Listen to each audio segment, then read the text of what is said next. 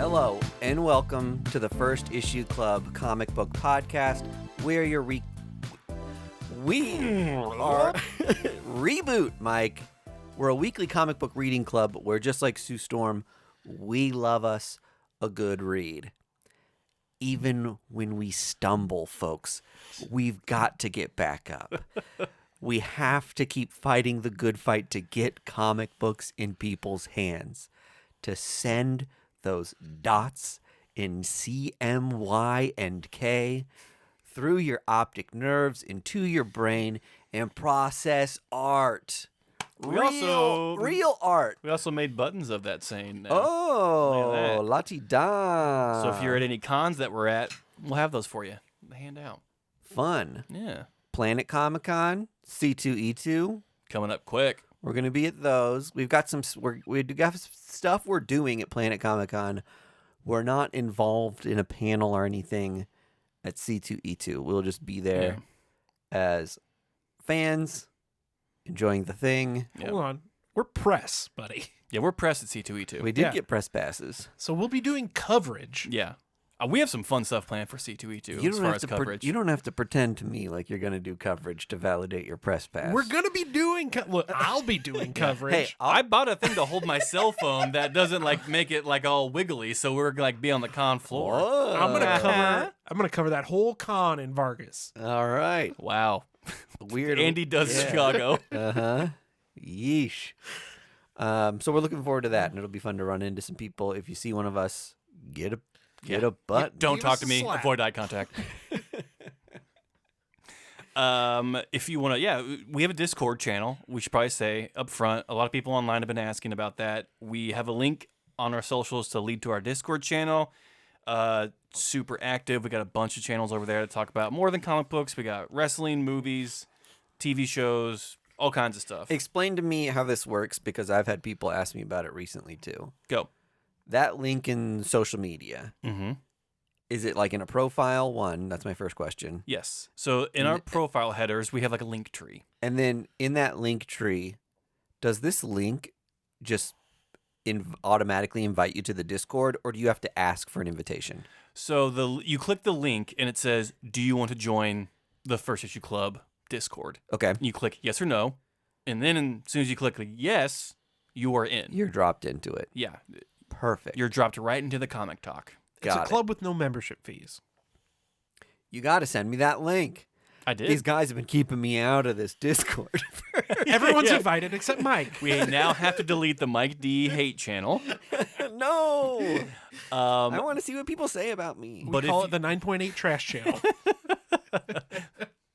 But if you do want some First Issue Club with the membership fee, we have a Patreon at patreon.com/firstissueclub. Oh, man.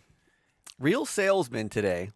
I want to get it out of the way so we can talk about all the cool and we're comic book working stuff. out logistics of the links and how links work on the podcast, too. Yeah, and they're hyper. These links are hyper, baby. What's next? Are we going to start litigating what Riz means? I'm rizzed up. I got gap for days. You guys sound really old. Yeah, totally. I'll never say that again.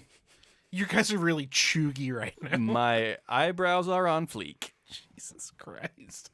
We have I do want to rizz up these comics. Yeah, I was going to say, we have news, though, first, right? We do. Fresh from IDW, if I may interject firstly. Please. Take us away in the news. We were hyped when we found out that Jason Aaron was taking over for TMNT with his new ongoing series. They announced 4 one-shots that'll come out before the Jason Aaron stuff that focuses on each individual turtle to get us even more hyped. We've got different writers and different illustrators on each of those books. IDW said, we ain't done yet. We ain't done yet. They have an anthology series coming out called Black, White, and Green, which is similar to like the Marvel Red, White, and Pink Blood or whatever, and all the shit that they do. DC does the same thing. It's going to have a lot of different creators on that, and there's like 3 primary colors they stick to, which will be black, white, and green. So that'll be cool. They have, well, let me just pull it up here instead of trying to pull stuff from my booty. I'll interject quickly.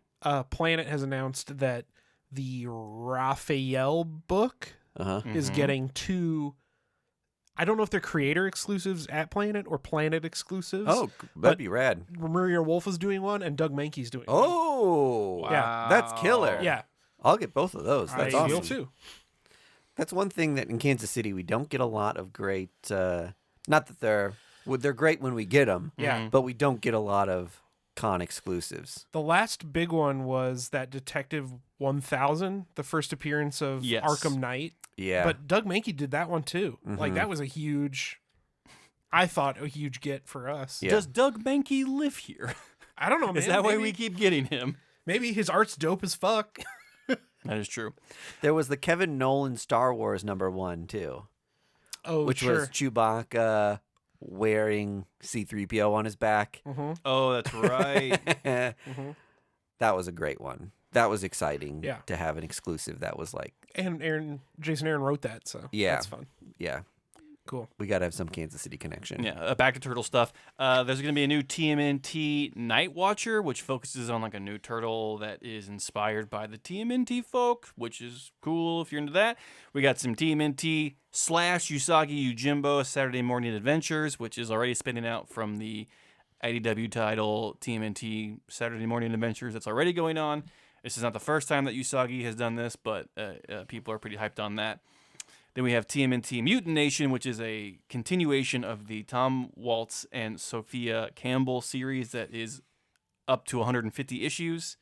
And then lastly, the TMNT Alpha #1 one-shot, which will set up Jason Aaron's stuff. So dope. Yeah. Are the do we know if the individual turtle books are ongoing?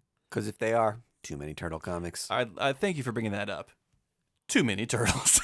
That's This was what I was worried was going to happen when the Jason Aaron news dropped, that they were going to go real shell heavy. Well, I think the individual turtle books, as in like Donatello, Leonardo, Raphael, Michelangelo, those Yes. are one shots. Those are all one-shots, The Alpha is a one shot. okay. correct? So The it's- others, Turtles are starting. not. Turtles are starting to sound like X-Men over here.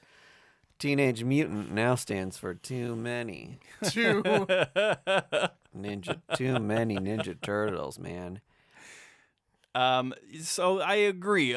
They got the original hype from this Jason Aaron news, and so I mean I'm sure this was all planned ahead of time. And everyone's just like pre-ordering the fuck out of it, I'm sure. Yeah, and there's going to be a ton of covers, and to me, I worry that it's going to dilute the quality of some of this stuff. But I know all you shell heads out there are telling me to shut up and are screaming. And you know what? Eat all the way. Eat up, my babies. No, good This for is you. your time. Yeah, if you're a big turtle fan. Just like the Transformer, the Gearheads are living it up over on Skybound. Yeah. Eat up, my babies. Be wary. Be as a Ghostbusters fan, be wary. Oh, yeah. Because I've seen this happen to my franchise more than a few times. So just enjoy it now and don't be suckered into buying garbage. Yeah, but we're all going to be reading that Jason Aaron, right? Yes. Yeah. Almost Okay. and assuredly. Okay. So So we're jumping on the train at least a little bit. Oh, we've already bought tickets. Oh, okay. All right. Yeah. Got to. Yeah. Mike D, you had some news you wanted to touch Oh. on. News. DC Comics back to Wednesday. Dude, I can't wait for those Finally. variants. What's the Back snark? on Wednesdays. What's the snarky variant cover gonna be? Marvel. Does Marvel do welcome back Yeah. covers? They should do. Remember when they did the on sale Wednesdays? Yeah. They should do the still on sale Wednesdays. The Yeah. variant should be, well, look who's back. Yeah. It's Black Widow sitting in a chair. Yeah. Where have you been? Where have you been? I tried to text you. Been gallivanting around with that penguin all night. You left me on red for a while, I see. There's some good opportunity for Marvel to do something funny the week that they go back to Wednesday. So we'll see. I think this is a good move. There's been a lot of outcry from shops lately that it's just kind of too hard to manage annoying as a different fan. days. Yeah. And so I think having a select day for fans and retailers to say, hey, new stuff Wednesday, and that's it. Well, the way almost every website that sells products works, at least products that come out on a regular basis, is you're seeing the newly listed stuff first. So every DC thing on a Wednesday is the last thing that you see. Yeah. They're just buried underneath all the comics that came out the day you actually buy comics. Right. So all around, just weird move. It was an odd move to Tuesdays in general. I still don't understand the reasoning behind it. At the time, it almost seemed like it was just a weird flex. Because they just left Diamond. Yeah. I thought it was due to their publisher. I thought that was the whole thing. I think so as well, but it's just like you can work with that publisher and be like, hey, we can't do that. We got to be on Wednesdays because that's when people are in the shop. Or just, okay, you ship them whenever, and we're just going to tell the shops to not put them on Right, shelves Just till Wednesday. list them Wednesday. Yeah. It was so odd. Okay. Well, that was a fun fling, wasn't it? Yeah. Tuesday DC. However, This will Can't be wait. when we're old men. This will be remember when my day, DC used to be on Tuesdays and nobody liked it. Okay, Grandpa, let's Yeah. get you back As to they the push home. me into the lava pit. But actually, now DC and Marvel have teamed up to re-release the amalgam DC versus Marvel into a new omnibuses that are coming out later this year. 2 omnibuses. One's the Marvel versus DC that has both series. Yes. And one's all the amalgam stuff, right? Correct. Yeah. Now, I have read all of them, and I have episodes recorded to release on the Patreon about these books. And let me give you a little spoiler alert for all these books. They're not good. They are not good. So look forward to those Patreon. That might make the Patreon episodes more fun to listen to. They are fun. Whoa. My goodness. They are fun character design wise. Yeah. But as far It as ends there. storytelling, Yeah.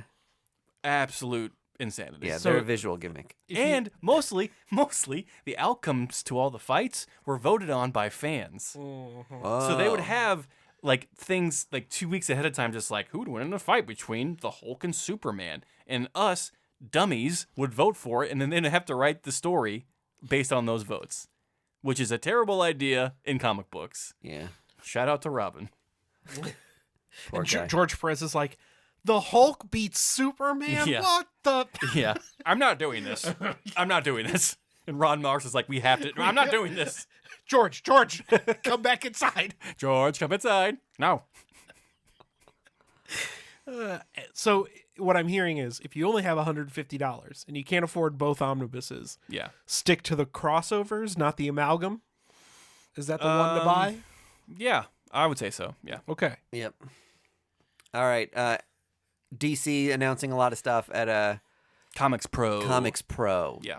Today, as we're recording this anyway today, Absolute Power is the name of DC's summer event. It deals with Brainiac, Amanda Waller, and Failsafe teaming up. Failsafe introduced during Chip Zdarsky's Batman run. He was this robot that an alternate persona of Bruce Wayne built to take him down if he ever loses his... to protect the world from himself. Yeah. If he ever gets out of hand. Now we're talking comic books. Yeah, this is in the weeds. This is the wild minutia we stuff. love, baby. So to My me- nose is bleeding. To me, I'm wondering if this is going to be like, okay, we introduced a robot with a really cool character design, and we know he hates Batman. Like, he'll be fun to have in a book, a la a Terminator type character. Yeah, because at the end of Zdarsky's failsafe arc, he just launches off to Mars or something, right? He just takes off. He believes he's killed Batman. Yeah. And in doing so, has fulfilled his duty and no longer serves a purpose. Yeah. So he just is like, He I'm just, out. takes off into Bye." space or whatever. Also, Future State has already done this. And they did it way better. So I don't know. We'll see how convoluted the actual Absolute Power event is. I Well, know. it's already ballooned.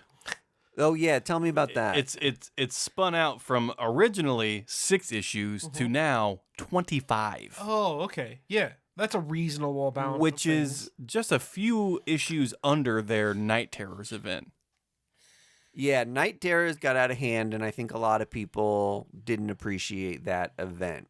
So this is at least an opportunity for DC to kind of have a comeback. I'm assuming most of those 25s are tie-ins. Yeah, they will be. Yeah. So if you want to follow the main storyline, it's probably still around 6 issues. Mm-hmm. And then the tie-ins are kind of like, read them if you want to. Optional. But I do, and even though I don't think this is the most popular thing with fans, I personally appreciate that DC puts a pause on ongoings and releases issues particular to the event if there's tie-ins going on. So my money that I've allotted to Green Lantern for the month is the Green Lantern tie-in book. I don't have to buy the Green Lantern tie-in and my normal Green Lantern comic, right?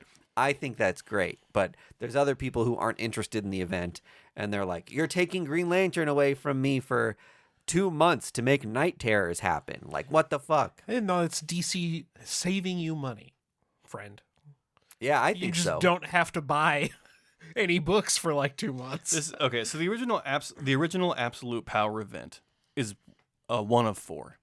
So there's 4 issues in the Absolute Power. And these have already come out. Is that correct?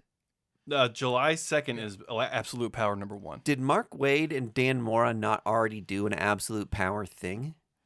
No. Mm-mm. Okay. They did World's Finest. May 4th is the Okay. Absolute Power Free Comic Book Day Special Edition. Yeah, it's DC's. And then it's Absolute comic Power book. Ground Zero, Batman tie-in, Superman tie-in, Wonder Woman tie-in, Batman tie-in. And then it's like There's 2 Batman tie-ins. Task Force 7, 1 through 7. Absolute Power Origins, 1 through 3. Yikes. All right. DC also announced an Elseworld imprint. What do you guys think about that? Hell yes. All right. Hell yes. Hell yes. This is a return to of me. this, right? Correct. Yes. Yeah. I have always been on record saying that the Elseworld and the What If stuff is the best things that the big two can really lean into, because it allows for creators to explore alternate stories within the sandbox of familiar characters. Yeah, not get so bogged down in canon. And it's just so easy. Yeah. It's so easy. You get maybe a 6-issue, sorry, Andy, you get No, like no, a no, you're 6-issue series of something wacky, and then it's done.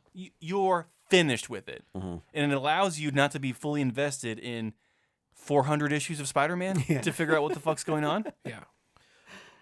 Is this the same stuff they already announced, though, like a couple months ago? With, like, the sequel to Gotham by Gaslight? And is that... Okay. Yeah, it's just a... I think it's more of a roadmap of where they're going to go. Okay, cool. They just probably had more details because of this event today. Okay. Because they only announced initially back then like 4 or 5 issues that they wanted to work Yeah. with. I don't think any creatives were announced at the time. Yeah. So I think now we just have more information of what that is, what it's going to look like. Cool. Now I'm for it. Yeah, now it's a formal imprint. I do think it's interesting to see. There was a while where DC was like, we're shedding all the imprints, and we are now DC, or we're DC Black Label.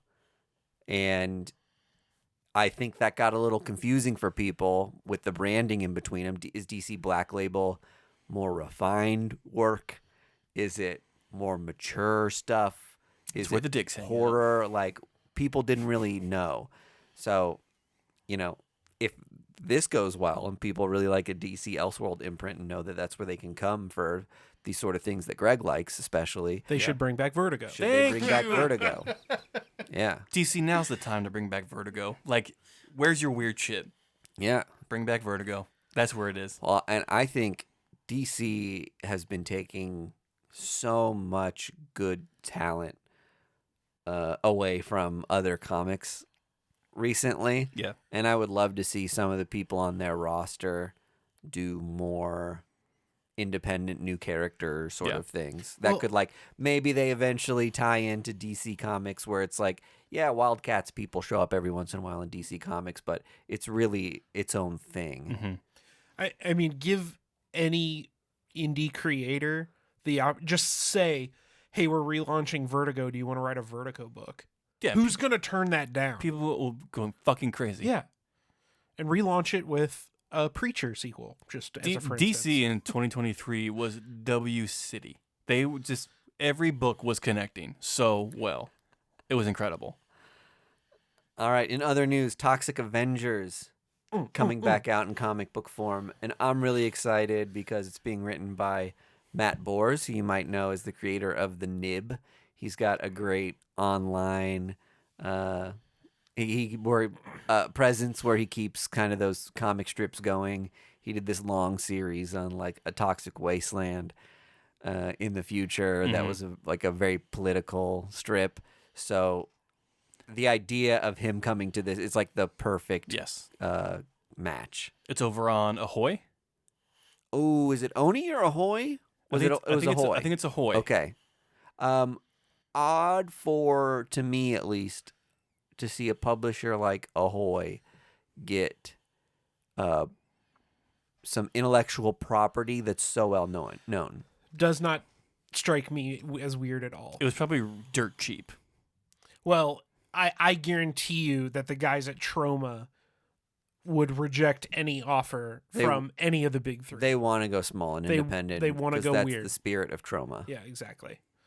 Like Boom is probably too big for them. Wow, yeah, sure. Well, I don't think Marvel and DC would let them do what Ahoy might, as far as creative that's true. liberties. Because Ahoy did Second Coming, right? I mean, if you look at their roster, That was supposed to come out on DC. Isn't that Second Coming was, nuts? and they said nope, and then Ahoy picked it up, and it's one of the biggest things that Ahoy's ever done. I can't imagine that book coming out on DC. I can imagine on Vertigo, but I think was that around the time that. Yeah, I bet that was the plan for it to come out on Vertigo, and then they absorbed Vertigo them, folded, and they were like, "No, we cannot put a DC logo on a funny Jesus book." Boo! All right, they do it with Batman and Superman. Buzzworthy comics this week: Fantastic Four 209, the first appearance of their friendly robot companion Herbie. Oh, Herbie! I think. I don't know if there's confirmation or rumors that Herbie's going to pop up. He's confirmed in the promotional art. Okay, yeah. So since he was in the promotional art, people are after this comic. Don't get in the weeds. Top of your head, who voices Herbie in the movie? Matt Berry. Ben Schwartz. Oh, you beat me, you fuck. That's a good one. Who do you think? Todd Berry. Todd Berry. Okay, I like that. Just the monotone the whole time. Sure. Mike Tyson. Just like a not impressed robot. Yeah, that's funny. A bored robot. I do like that. Hi, Reed. Master Shake. Meatwad. You want me to do what? All right, another buzzworthy book. Obviously, Secret Wars 5. We talked about this a little last week. Episode, I think you missed, Greg. I've been gone for 2 weeks. We've missed you, Greg. We need to acknowledge that. Oh, it's good to be back. It's good to have you back. The room feels warm, full, and complete. Been fun, Secret Wars 5, Jonathan Hickman's Secret Wars 5 yes. appeared in the Deadpool trailer. Yeah. So there's a lot of speculation surrounding Deadpool 3 being a thing that introduces us to Battle World or Secret Wars or something like that. Beyonder. So that particular book, Secret Wars 5, a 9.8 copy that was CGC graded, sold for $250 this week. Guys, this is a dollar bin find. You gotta stop. You gotta stop doing this. This book is in dollar bins. I promise you. This can only last for a week or two more tops. Yeah. That this book will probably plummet. And I can't imagine anything specific about issue number 5 being a long-standing thing that like... It's the origin of Battle World. That's why it's popping off. And it was in And it just showed up in the trailer. That's not a big deal. Yeah. Oh my god. It's not there's no way it's going to have long-standing value, I wouldn't think anyway. Shut up, I've got 2 copies.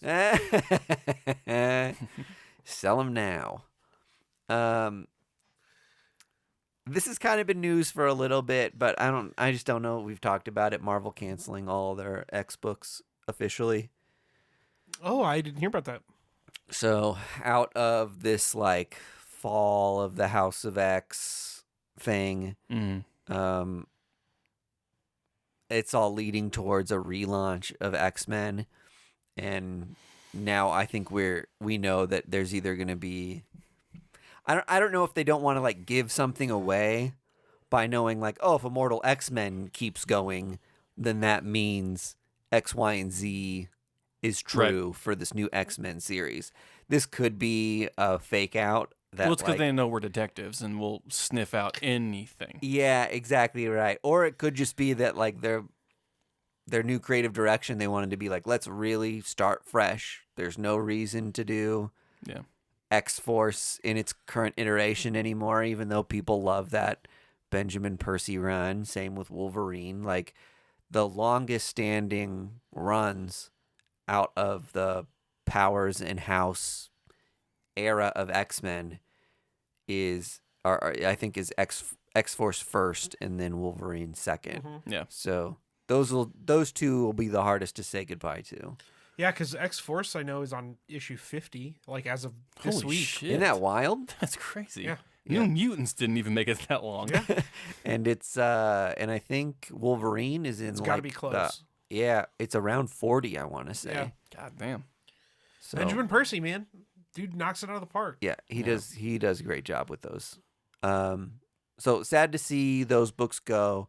I love Cy Spurrier doing his comics and Kieran Gillen doing X-Men comics are like totally my high fantasy, super intelligent writers writing things I can barely comprehend. Like I'm a like kind of a sucker and nerd for these things, but Buddy, do I have a wizard for you? but I see how those two books in particular and those two creators in particular can be frustrating for people who want to dive in because they're very inaccessible, hard to read kind of comics. You almost need like a duality of that. You need the high heady stuff. Yeah. And then you need a beat 'em up comic for the bumpy for brains. us smooth brains. Yeah, for the smooth brains. I like it when Wolverine uses his claws. Yeah, I mean that's my biggest complaint. Just like it's not going through enough heads. Like we need them claws to do something. So we'll see. And I don't know if any of these creators are like, yeah, I need a breather from X-Men for a minute. And maybe they do because it's been a long time. But there's other people. All those people, I would love to see them be involved in this new era of X-Men somehow if they work into the plan or if the tone of the new X-Men stuff fits what they want to do. It'd be great to see Benjamin Percy continue doing these like weird stories in his style that I love. Yeah. And then the last thing that I've got is EC Comics to Oni. Yeah. That they're bringing back. EC Comics is kind of an imprint, I would assume. Yes. Yeah. It's not losing the EC Comics name. I mean, without the name, it's like, it's kind of nothing. It's Oni. Yeah. These are just anthology books on Oni. Yeah. And they're bringing huge hitters for this. And that's exactly what you want to do when you come out with a new imprint or bringing back an old imprint like EC Comics, which is like the big titles a fundamental thing in comic books. Yeah. Weird Science. And then something fantasy. Yeah. What was the book that had Tales from the Crypt in it? I think it was just was Tales the from title of the book Tales from the Crypt? Because then they had like shriek horror, eek horror, whatever, that kind of stuff. So bringing that back too. Super genre, heavy shit. Yeah, heavy stuff. I'm here for it. So dude, same. That'll be buy fun. That sci-fi book. Oh, for sure. 100 copies. And I love old EC covers. So you got that honking huge book up there on the shelf if you're on the YouTube. Yeah. So I would love to just see if they do some homages or do more things in the style of like classic horror, classic sci-fi 40s comics.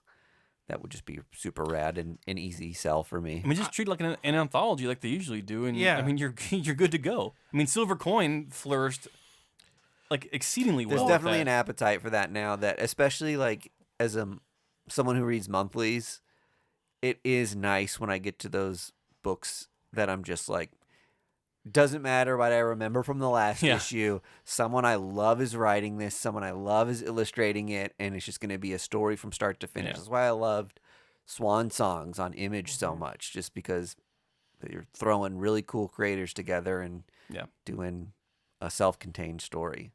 I don't need everything to be like that, but I like some things to be like that. I hope they keep everything nice and modern, though. Like one of the Boris Karloff we talked about a couple weeks ago was cool to see that kind of come back, but it still had that like 50s, 60s era feel to it. These What is a cell phone? Yeah. these like- things suffer when they go lean too hard into the homage. Yeah. Yeah. Yeah, when they get into almost like self-parody where it's like, I don't want to read this because it's not a comic book from the 40s. Yeah. Yeah, you're just trying to like emulate the Yeah. feel of that. I was like, that's not why I'm here. It's that would be for somebody who grew up reading EC comics, and those people are on death's door. Correct. Correct. That's not who you're making comics for anymore. Grandpa, the new EC comics out. Oh, good. Is it still 15 cents? Jumpin' Jiminy. No, Grandpa, this book was like $15. It's a ratio variant. What? Imagine explaining ratio Yeah. variance. Poof into dust. Sorry, Peepaw. Another exciting thing from my past coming back. Jason Aaron's writing Scrooge McDuck, apparently, for Marvel. That's so weird. It's a one-off about his cursed dime that he collects, Scrooge McDuck. Can't wait to get the ratio variant of Scrooge McDuck. by Alex Jason Ross Aaron. is doing the... No, he's not. Yes, he's Shut doing up. the cover B, and it looks badass. That's really funny. Comic books are silly. Did you guys talk about Tiny Onion? No, we haven't. They're their own imprint now. Yeah, that's all I want to say about it. It's cool. Jason Tinian is really expanding and doing all cool things and like really taking control of his IP, Yeah. which I love. So congratulations on that. I think it said something about it being like its own media production company now too, which I don't know what that means. It means they're going to focus on getting his IP into cartoons, movies, TV Department shows. of Truth TV show. Yeah, that'd be great. If that is not already in someone's ear for production, it's going to be. Yep.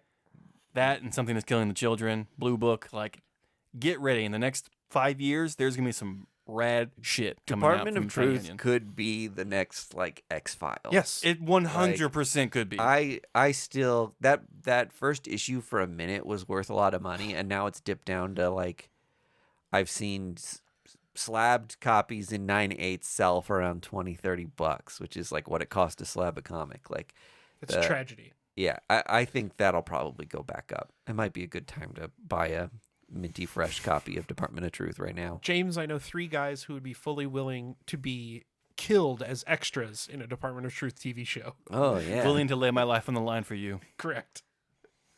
I'll be one of the secrets hidden in the basement of the Denver airport. I'll be Oh, nice. Bigfoot. Oh, okay, taking a larger role than me.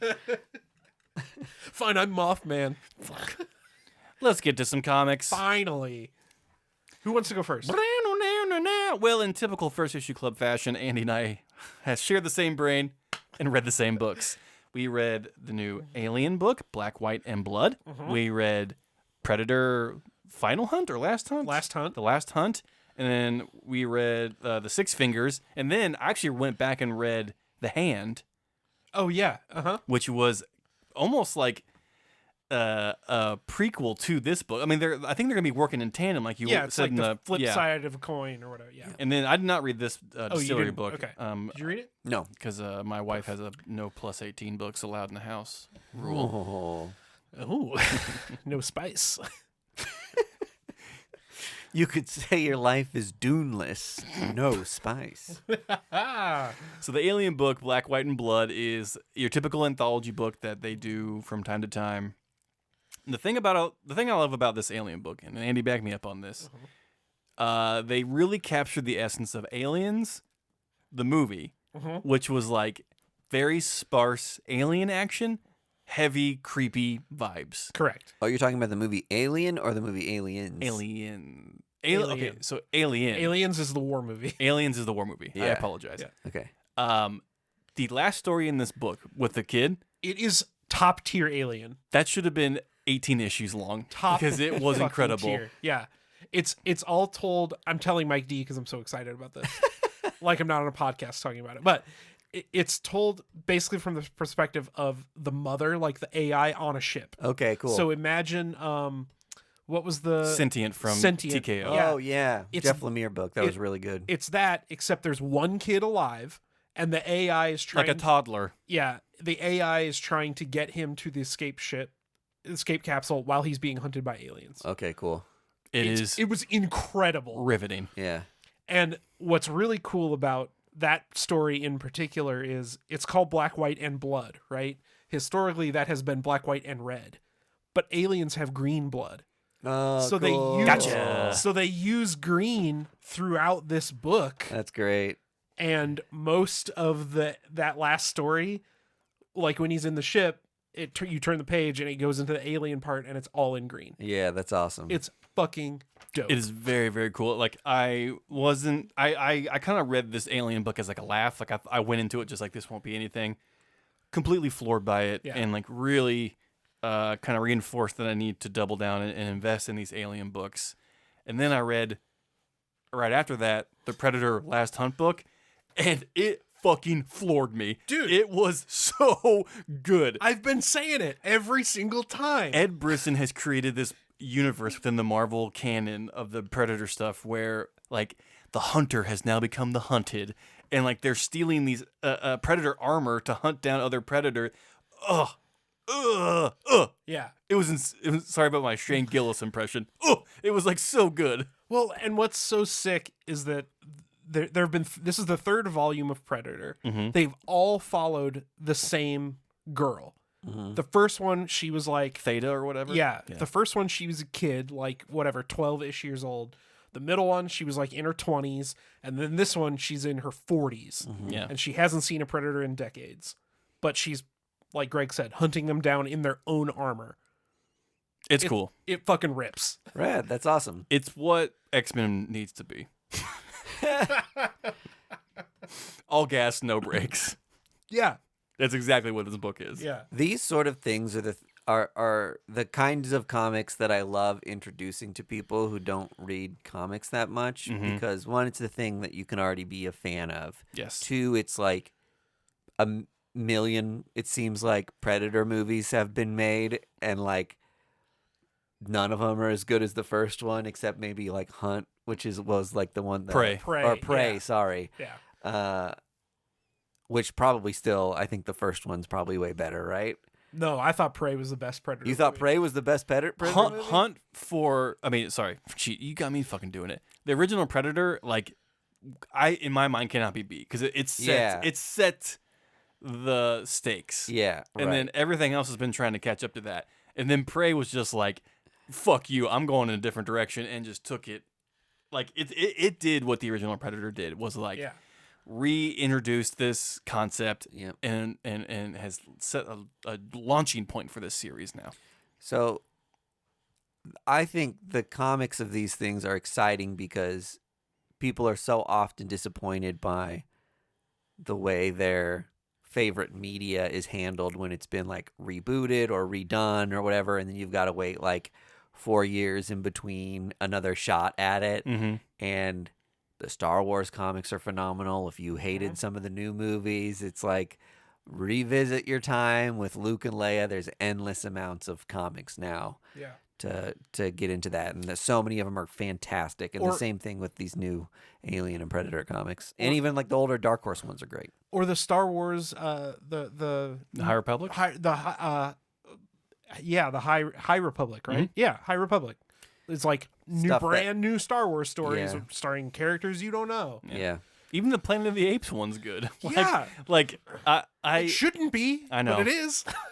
and I'm very nervous with all these like revisiting nostalgia type books, but when you have, this is a testament, if you have the right creative team that are invested in it, you get fucking shit like this, like The Last Hunt from Predator. Well, I mean, Stephanie Phillips wrote a book in this. Colin Kelly and Jackson Lansing wrote the ongoing in the Alien one. Right. That's going to continue out. And whoever this caddy guy was, Oh, for sure. The never heard him before, but that incredible story, I'm not kidding, top tier Alien. And then obviously Ed Brisson's been killing it on Predator for like 2 years. Yeah, figuratively and literally. True.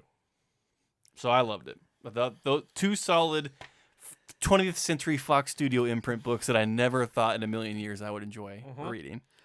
I'm glad Ed Brisson has a place for like jungle fighting comics, because Marvel kind of hit the brakes on all the Punisher stuff. Yeah. And so much of the like Punisher Warzone stuff that he did was just so awesome. And then they're kind of like, do we do the gun violence stuff on Marvel anymore?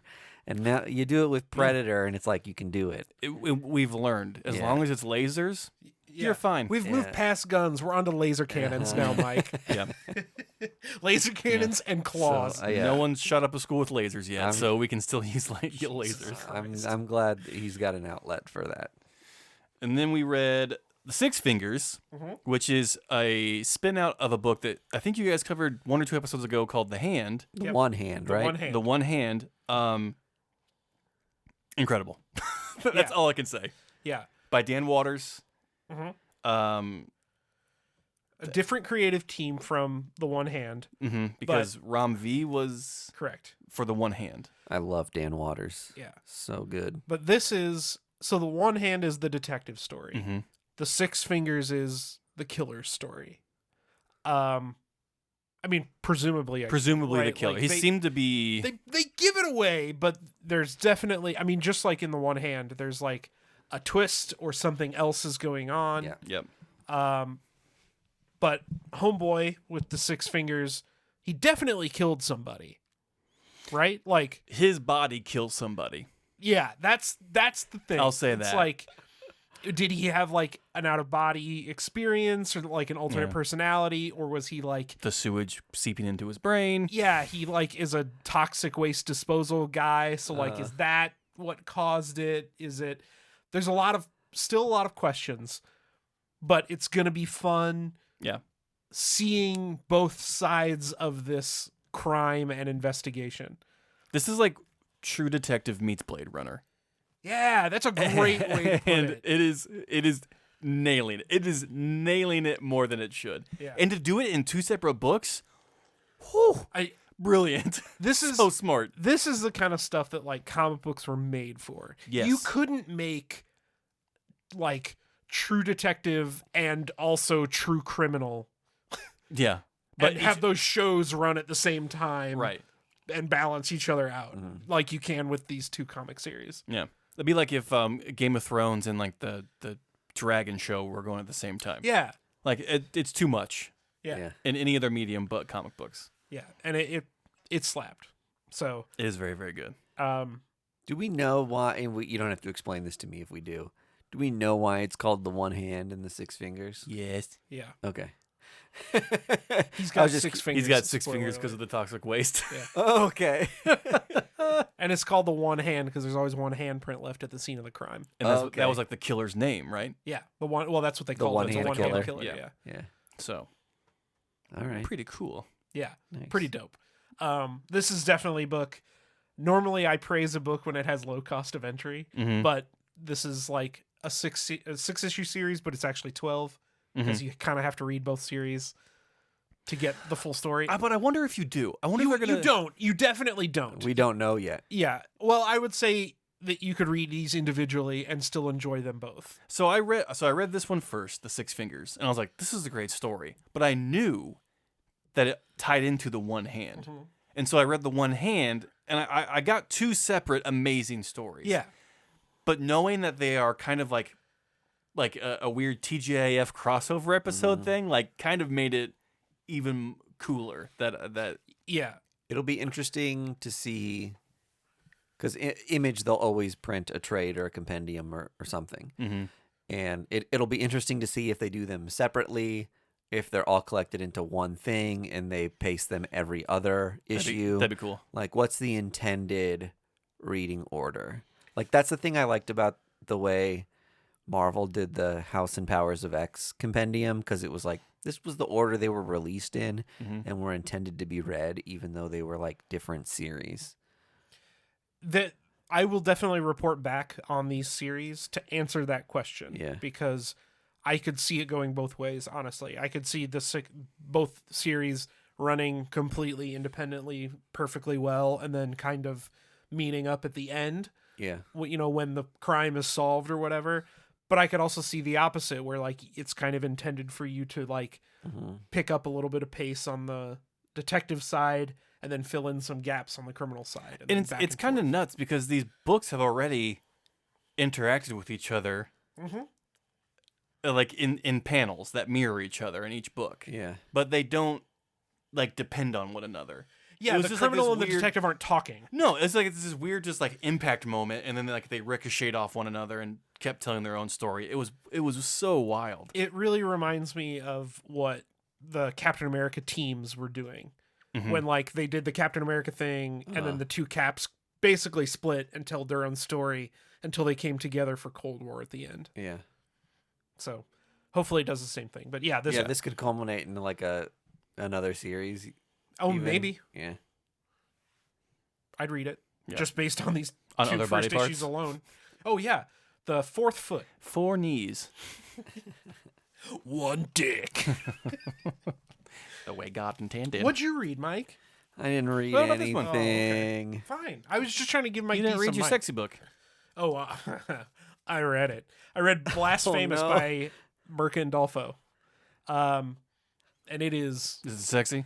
It gets sexy.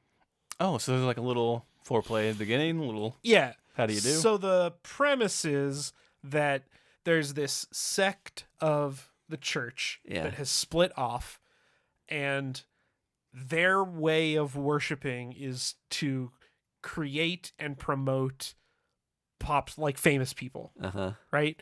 So it's not Taylor Swift, but like the Taylor Swift of this world is actually like 600 years old, and she signed this deal with a demon, and she's now functionally immortal, and the demon uses the worship and praise that she gets as a pop star Oh, okay. to feed and fuel Yeah, the god themselves. needs belief Yeah, and worshippers exactly. for power. Yeah. I do that. And there's a whole For immortality? Fuck yeah. oh, I thought you were going to say for Taylor Swift. Oh, yes. But there's a whole like cosmology that's introduced in this book where the demons and angels were fighting, and they have these relics, and the relics are what help them like get the god juice that power up the demons and all that, whatever. All that stuff is in here. What I am finding with these distillery books is that they are just fucking packed. Yeah.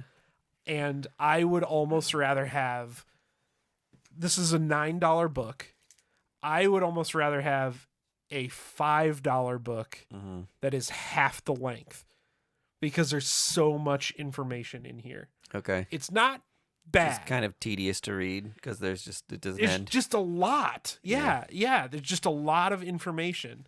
So the first half of this book is this story about this pop star, and then they start dumping all this like other information. You get like this glimpse into her personal life, but it's compared to her, life as a pop star, and it's great.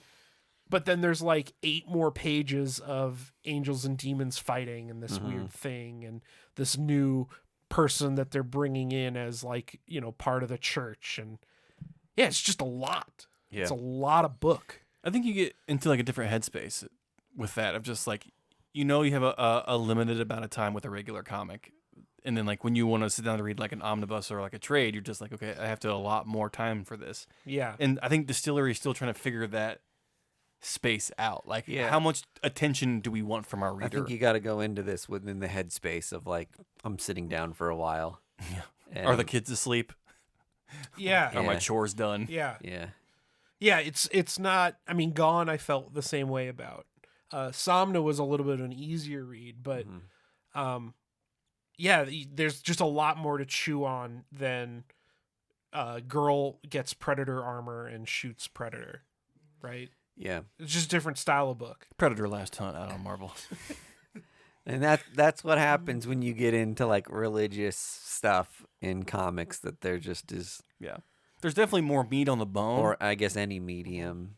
There's some explaining and world building Yeah. to do before you can just like accept the thing. And part of the fun is like the mythos. So Mirka Andolfo is from Italy. Italy. So I'm assuming was at least raised Catholic. And as people who are raised Catholic, I feel like a lot of my friends who are really gravitate towards these things that like get into like The minutia.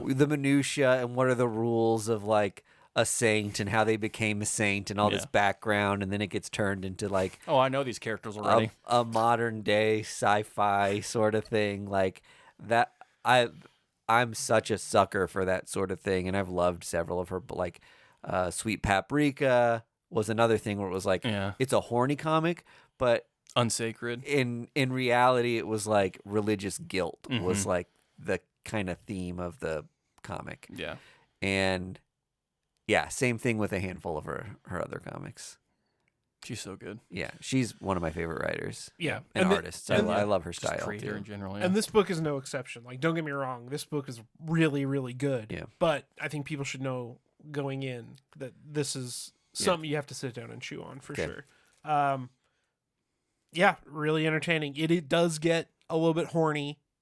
So, but if you're picking up a distillery book, you should be kind of prepared for yeah, you that. kind of already So, prepped for that. Yeah. Conceptually, it kind of reminds me a little bit of Wicked and Divine. If you liked that book, I bet you'd like Blasphemous. Yeah. Blasphemous. Yes. It certainly has rings of that Yeah. for sure. Really good book. Distillery's killing it again. They will probably continue to kill it. I've said it before. creators this 2024 is going to be a very pivotal year for Distillery. If they can keep pumping it out, Mhm. then the sky's the limit. Yeah, you wonder, because when they kicked it off, it was kind of like, we're going to have this cadence of releases. Everybody's got their books, like, or the cover art for them, like, ready to go so we can promote everything at this big announcement. You wonder if they keep up the pace with this. If, like, is my goal as a distillery creator to do one distillery comic a year, Mhm. and with 12 of like the industry's best creators, it's like, that's enough. Like, Yeah. and that's probably the right amount if you want us to spend $10 on a prestige format thing. You can't do that all the time. So I really appreciate how they've been piecemealing these to us instead of just like dumping Gone, Blasphemous, and Like all on a Wednesday. Somna like all at once, and I'd be like, shit, I just spent $30 on 3 comics. Yeah. Like, that's outrageous. It's also, we have a new influx of creator owned like house properties that like Ghost Machine, like Gotta go buy all those books. those people are locked, and those creators are locked down for 3 years.